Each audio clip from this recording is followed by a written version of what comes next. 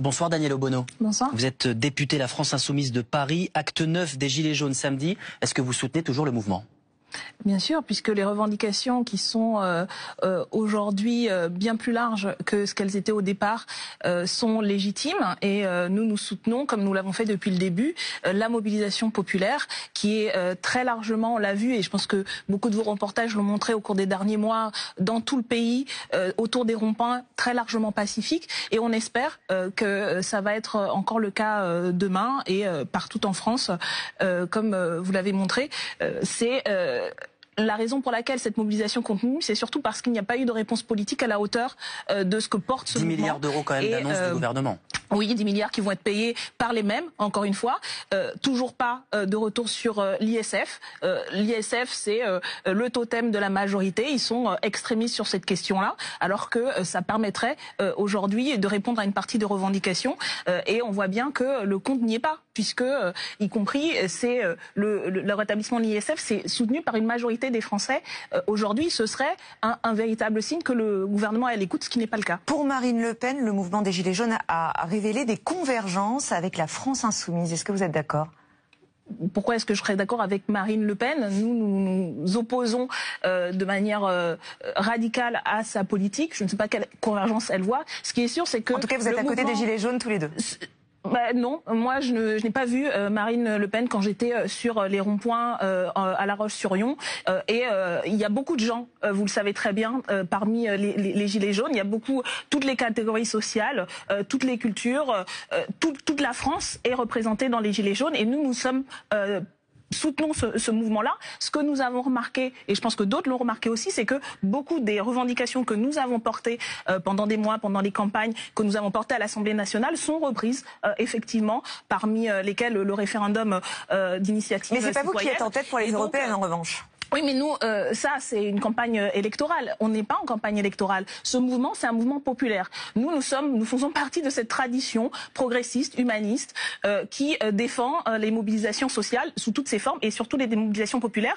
Et donc, on s'y sent bien, on y est bien et on y participe à notre place en relayant ces revendications. Il y a des insoumis sur les ronds-points, qu'ils aient une étiquette ou pas, qu'ils soient dans la France insoumise ou pas. Je pense que cette insurrection citoyenne, c'est quelque chose que nous avons soutenu, décrit et défendu parce qu'elle est légitime. Donc voilà, quoi que dise Marine Le Pen, de toute façon, pour nous, ça n'a aucune importance, si ce n'est tenter de diviser à nouveau les Français. Danielle Obono, des Gilets jaunes sont en train de créer des partis, des mouvements. Est-ce qu'il n'y a pas un risque pour vous de les voir siphonner les voix de la France insoumise, notamment lors des prochaines élections européennes ? Mais pourquoi un risque ? Parce qu'on a vu des Gilets jaunes... Pourquoi est-ce que vous pensez que... voilà. Je pense que ce que peut-être vous avez du mal à comprendre vis-à-vis de la France insoumise parce que vous avez l'habitude des autres formes de partis, justement. D'abord, ce n'est pas un parti, c'est un mouvement. Et puis nous défendons, vous avez quand même remarqué depuis la campagne présidentielle au moins de 2017, la révolution citoyenne. On pense que la démocratie, le fait que les gens se réapproprient la parole politique, c'est quelque chose de positif. Et donc, on n'a pas peur que les gens siphonnent des voix. On est heureux que les gens s'approprient nos revendications. On l'a toujours dit, Jean-Luc Mélenchon l'a toujours dit, peu importe l'étiquette, si l'idée est bonne, vous la prenez, tant mieux. Tant mieux que les idées on l'a bien compris, soient répandues. Donc non, on n'est pas dans un calcul électoral. On pense que ce qui fait avancer les gens, ce qui met en mouvement des gens qui pendant des années ont subi, sans rien dire, ont subi des violences sociales, économiques, etc., mais c'est tant mieux. On a compris votre message. On a compris. Et on défendra nos idées. On pense qu'on les convaincra, on en convaincra une majorité aux élections. Dans ce contexte, on vous en parlait hier, des cagnottes ont été lancées en soutien aux forces de l'ordre et parmi elles, celle du président de la région PACA, Renaud Muselier. Ce soir, elle dépasse le 1 million d'euros. Alors, où ira cet argent ? Comment sera-t-il réparti ?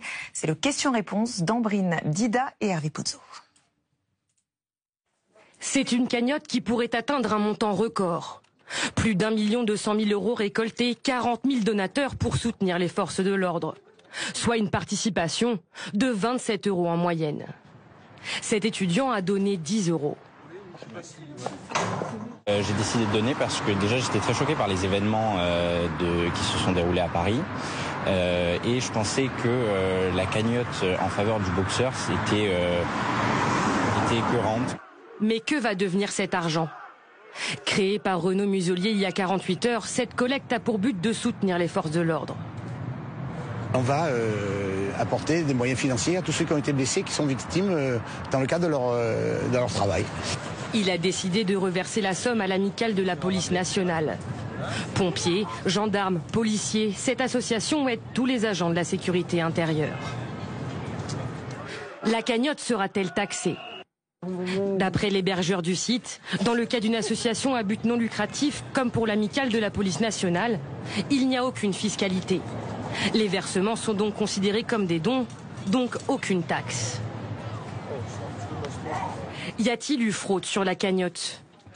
Sur les réseaux sociaux, certains internautes dénoncent une soudaine et régulière augmentation de la cagnotte en pleine nuit. La caisse de soutien aux policiers organisée par Renaud Muselier est un fake grossier alimenté par des robots.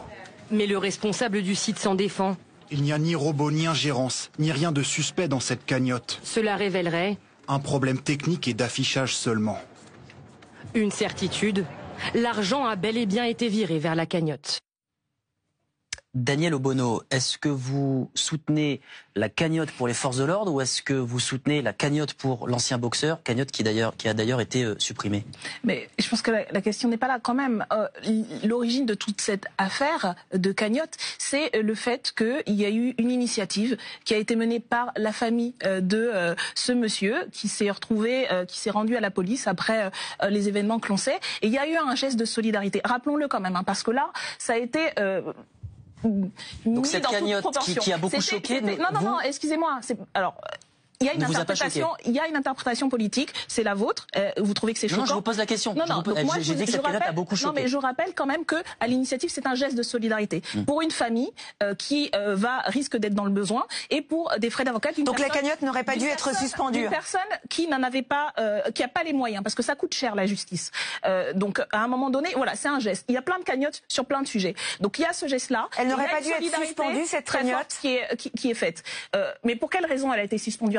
Rappelons-le quand même. Hein. Vous dites sous pression de l'exécutif. Elle n'aurait pas dû être fermée. Il y a eu clairement l'intervention de l'exécutif par la voix de Marlène Schiappa, en plus qui dit... Qu'est-ce qui vous permet de dire ça? Écoutez, vous avez très largement dans les médias diffusé les interventions de Madame Schiappa, qui a commencé à expliquer que c'était en plus en utilisant des termes juridiques et de manière complètement abracadabrantesque, en expliquant qu'il fallait avoir le nom des donateurs, enfin vraiment du grand n'importe quoi, et sous pression, oui, cette plateforme, Litchi, pour ne pas la nommer, a décidé de suspendre. D'ailleurs, comme l'indiquait un avocat, un juriste, qu'en faisant peut-être un acte illégal, c'est-à-dire d'abus de biens, en décidant, y compris de manière... ça devrait vous choquer. Vous ne trouvez pas choquant qu'une plateforme change les règles du jeu et décide de récupérer de l'argent qui a été donné en but de solidarité pour quelqu'un qui en avait le besoin? Ça devrait pas vous choquer? Les frais de justice.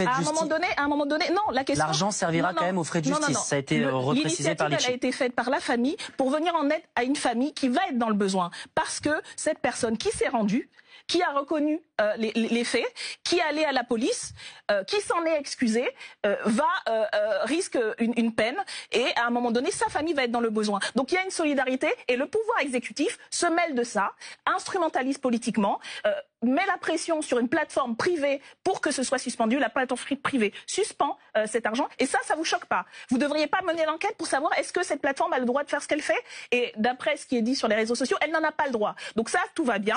Et puis, par ailleurs, je vous rappelle, ensuite, les gens, ils peuvent faire une cagnotte pour aider les forces de l'ordre. Les forces de l'ordre, elles ont les moyens. Et d'ailleurs, il y a, et heureusement que c'est pris en charge quand il y a des frais de justice ou quand il y a des frais qui sont occasionnés du fait qu'ils étaient en exercice. Il y a une prise en charge. C'est l'État qui le fait. C'est le problème même des fonctionnaires, heureusement.